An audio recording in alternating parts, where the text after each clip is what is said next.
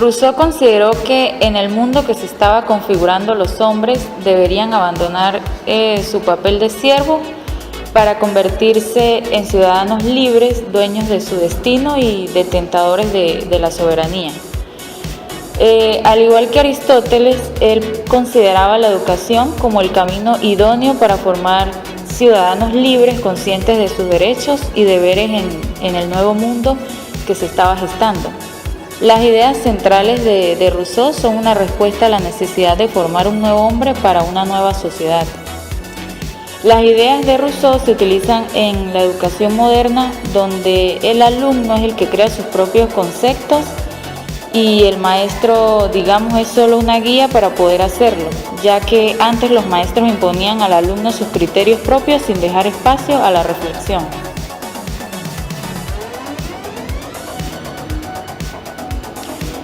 Immanuel Kant. Este filósofo percibe la educación como un arte que ha de ser perfeccionado por muchas generaciones y por lo tanto avanza poco a poco. Una generación transmite el conocimiento y la experiencia a otra y ésta, en la medida de sus posibilidades, lo aumenta para transmitirlos a una nueva. La educación se encuentra vinculada a los avances y retrocesos propios de la humanidad, del ser humano como especie. Aunque pues esto no implica que los individuos no puedan y deban buscar educarse por sí mismos, pero sí que el ideal de educación es construido social e históricamente.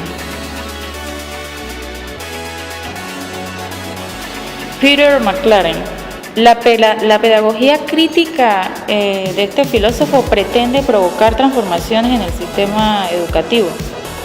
Él encuentra su sustento en la teoría crítica. En la pedagogía crítica se concibe el aprendizaje como un proceso vinculado a los conceptos de poder, política, historia y contexto.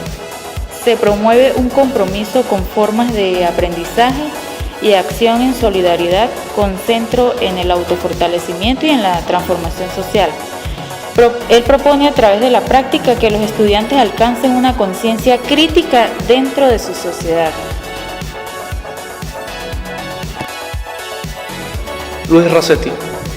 Luego de muchos años de estudio, preparación, educación y docencia, Rasetti es reconocido como el impulsor del renacimiento de la medicina venezolana. Pero ese largo viaje comenzó en los estados Lara, Zulia y los Andes venezolanos, donde pasó 5 años ejerciendo diversos cargos. Regresa a Caracas y toma la decisión de viajar a Francia, donde se especializa en la cirugía y obstetricia. Ahí empiezan a tomar forma las ideas que revolucionarían la enseñanza de la medicina venezolana. Sin que existiera un ministro de salud, Rasetti impulsó campañas contra el alcoholismo, la tuberculosis, la prostitución, las enfermedades venéreas, la mortalidad infantil y el cáncer, por lo que es reconocido como un médico de amplia labor social y un higienista autodidacta. Su sinceridad al momento de decir las cosas le costó caro, pues pasó casi un año en el exilio luego de denunciar en 1924 el decrecimiento de la población de Caracas a causa de la excesiva mortalidad infantil, lo que le molestó al dictador Juan Vicente Gómez. Explica que luego de graduarse en la UCB, su entrega a la profesión lo llevó a recorrer casi todo el interior del país, para luego irse a Francia y regresar con una serie de avances y propuestas que fueron de vital importancia en la formación de las nuevas generaciones de galenos.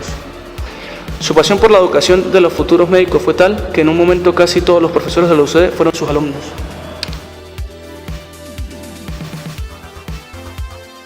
Nicolás de Condorcet. Para entender a Condorcet hay que estudiar la ideología de la Gran Revolución. Mirabeau fue quizás el primer filósofo que pensó en la clave revolucionaria. Había que borrar, según él, de la memoria colectiva de las doctrinas prerevolucionarias y promover la gestación del hombre nuevo, y para ello la educación era el instrumento. De ahí que el aporte de un aristócrata renegado le sirviera bien a los intereses de la nueva Francia. Lo primero que entendió Condorcet fue que nada podía esperarse del antiguo sistema educacional que a la fecha se encontraba destruido, sin maestros calificados y con edificios quemados y saqueados. Los años de la Revolución habían significado que se consideraba todo lo anterior como algo nocivo, que debía renovarse completamente y que mejor que comenzar la reconstrucción por la educación. La historia se repite, pues lo mismo ocurrió con la Rusia postzarista, en que para crear el hombre nuevo, el que aspiraban los marxistas, se aniquiló todo el modelo antiguo y se acercaron mucho a Condorcet. Como primera medida, Condorcet examinó críticamente las ruinas de la educación monárquica y elaboró una memoria que presentó a la Asamblea en que propone que la educación pública tenga 5 niveles y que en ellas el propósito final sea permitir que las nuevas generaciones perfeccionen a la República. Es decir, se esperaba la participación de toda la sociedad en la generación de la enseñanza. La República y la educación se necesitaban mutuamente. Era una idea generatriz y novedosa acerca del sistema de enseñanza que llegaría a ser conocido en todo el mundo como educación obligatoria y gratuita.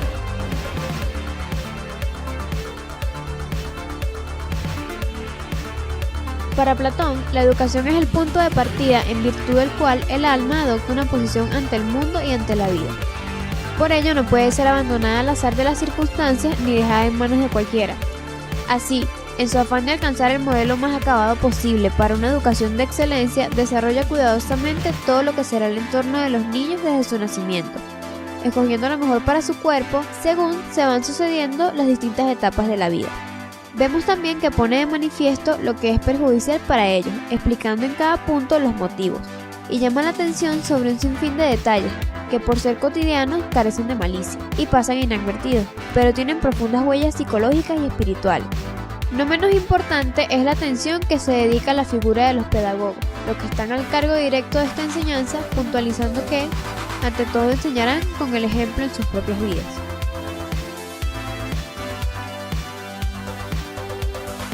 El filantropismo como fórmula positiva del naturalismo. Inspirado en el Emilio de Rousseau, Beisdorf crea una nueva corriente pedagógica llamada filantropismo, que se opone por igual a la pedagogía del pietismo y de los jesuitas.